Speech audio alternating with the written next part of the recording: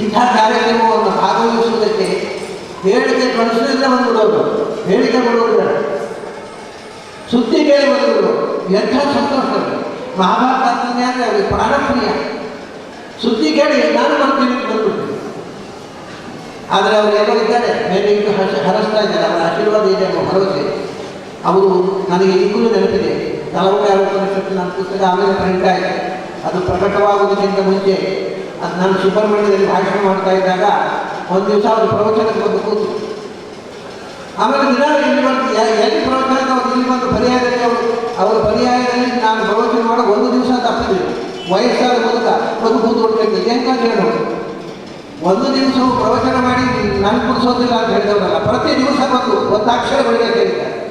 ಪರಿವಾರ ಮಠದಲ್ಲಿ ಮಾಡಿದಾಗ ಹೆಂಗೆ ಕೇಳೋದು ಅಲ್ಲಿ ಒಂದು ಕೂತು ರಾತ್ರಿ ಪೂಜೆ ಮುಗಿಸಿ ಬಲಾತ್ಸಲ್ಲಿ ಒಂದು ಕೂತ್ಕೊಳ್ಬೇಕು. ಅಂದರೆ ಅವರ ಜ್ಞಾನದ ವಿಷಯ ಯಾರಿಗೂ ಇಲ್ಲ. ಹೆಂಗೆ ಕೇಳೋದು, ಅವ್ರಿಗೆ ಏನು ಪ್ರೀತಿ. ನಾನು ಸ್ವಾಮಿ ಇದೇ ಪಾಠ ಮಾಡಿ ರೀತಿ ಹೆಂಗೆ ಕೇಳೋದು ಅಂತ ಕೂತ್ಕೊಂಡು ಒಂದು ದಿವಸ ಉಪನ್ಯಾಸ ತಪ್ಪಿಸಿಕೊಳ್ಳಿಲ್ಲ. ಯಾರಿಗೆ ಅಂತ ಹೇಳಿ ಆ ಒಂದು ದೃಶ್ಯ, ಜ್ಞಾನ ದೃಶ್ಯ ಮತ್ತು ಜ್ಞಾನ ಪ್ರೇಮ. ಆವಾಗ ಅವರು ಉಪನ್ಯಾಸ ಕೇಳಿ ನಾನು ಕೂತ್ಕೊಳ್ಳೇಕಾಗ ತಕ್ಷಣ ಪ್ರಿಂಟ್ ಅವಳು 46% ಪೂರ ಗಟ್ಟಿ ಮಟ್ಟ ಕೊಡ್ತೇವೆ ಅಂದರೆ ಅದು ಇವರು ಮಾಡಿಸ್ತಾರೆ. ಸುಬ್ರಹ್ಮಣ್ಯ ಮಠ ಸ್ವಾಮಿಗಳು ಮಾಡಿಸ್ತೇನೆ ಅಂತ ಹೇಳಿದ್ದಾರೆ. ಸ್ವಾಮಿ ತಾವು ಹೀಗೆ ಅವರಿಗೆ ಒಂದು ಇದೆಲ್ಲ ಸಿಕ್ಕಿದರೆ ತಕ್ಷಣ ಪ್ರಿಂಟ್ ಅವಳು ಅಂತ ಹೇಳೋದು. ಆಯಿತು, ಅವರ ಮಠದಿಂದ ಪ್ರಿಂಟ್ ಆಯಿತು, ಅದು ಬೇರೆ ವಿಷಯ.